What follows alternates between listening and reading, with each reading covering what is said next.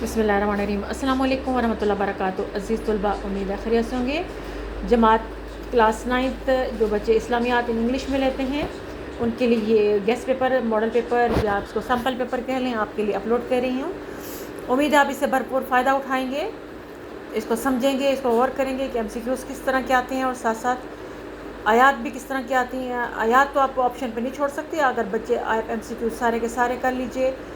मेरे पास जो मैंने उर्दू के अपलोड की हैं, आप उनको एक दफ़ा पढ़ लीजिए, उनको सुन लीजिए, ताकि आपको इंग्लिश में वो इंग्लिश अच्छी आती है तो आप उसको कन्वर्ट करके उसको आंसर दे सकते हैं। इसके साथ साथ आप 1 से 48 आयत कर लीजिए, आपको 1 से 75 करने की ज़रूरत बिल्कुल नहीं है। और लेकिन अगर आप दीन की खातिर पढ़ना चाहते हैं तो 1 से 75 बेस्ट है।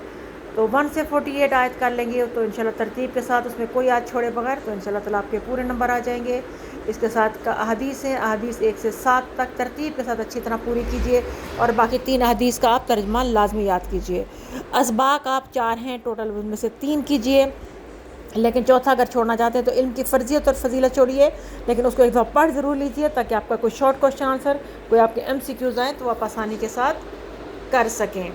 इंशाल्लाह ताला उम्मीद है आपको ये पेपर पैटर्न पसंद आया होगा।